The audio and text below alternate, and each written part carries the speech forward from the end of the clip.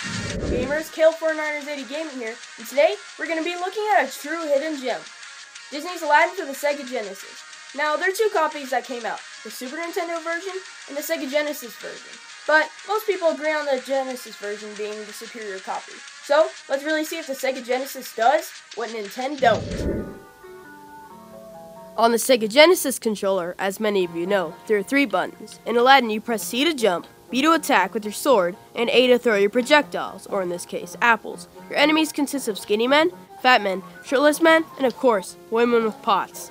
Wow, how many pots do you have in there, lady? Anyways, hidden in the levels are these Abu heads, or Aladdin's monkey, which takes you to a special stage later on, which I suck at. Next, the desert, which actually I don't have a lot to say about this level, although I did find an Easter egg in it. After the giant skeleton, head to the clothesline with a Mickey Mouse hat hanging out. Bad jokes. Well, if you didn't already know, Aladdin is a Disney franchise, Mickey Mouse being their mascot now. Or is it Frozen now? Anyways, get him so it looks like he's wearing the hat and you got an extra life. Oh, and a stop sign. Pretty sure that shouldn't be there. Something you'll also realize right off the bat is how good the music is. Do you want to know why? Because it's a perfect 16-bit rendition of the market scene from the Aladdin movie. Even though Super Nintendo had superior graphics and sound, I definitely think the music in the Genesis version was superior. Just listen to it.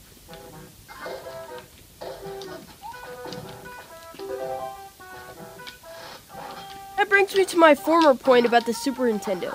When Nintendo was assigned to make the game for the Super Nintendo, they shoved it off as a game release just to hype up Disney fans. It wasn't worked on too much. On the other hand, Sega treated it like a golden opportunity. The game was worked on quite a bit, and it was pretty popular at the time of its release. It's commonly known better than the Super Nintendo version, and is also a Genesis classic. The game was also popular enough to be ported to the Sega Game Gear, Sega's Game Boy, and I think the Master System, or Sega's console before the Genesis, but enough talk about console comparison and whatnot. Let's continue on the story, shall we? At the end of the rooftops, you face a pretty easy mini-boss, and then, unexpectedly out of the next room, you fight the real boss. He really isn't too bad. All you have to do is throw an apple, so he throws a rolling barrel, then jump, throw, repeat.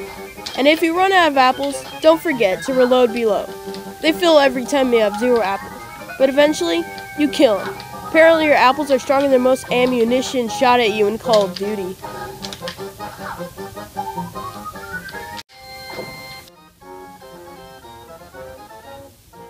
Afterwards, Jafar, this guy, forces you to go into the cave and retrieve the lamp. Abu, or your monkey, decides to take some riches for himself, which you weren't allowed to do, and are subsequently forced to grab the lamp and fly out in the magic carpet. After being saved last minute by the awesome and hilarious genie this movie is famous for, a whole level is based on the scene where he displays his magic and wants you to rest. You know, the place where you use your first wish. If anything, this part will bring back memories of this movie. This being a Disney movie, you probably aren't shocked to know they have to save the princess from Jafar. So, you have to go to the royal palace and fight Jafar. Well, you have to fight Bird Brains here first. The mini-boss. Mini-boss actually isn't too hard. You just have to use your sword to deflect the object hurled at you from Jafar's magic orb. Wait, why am I giving you tips for a 20-year-old game? Bird Brains was a pushover, but the whole game has been leading up to this moment.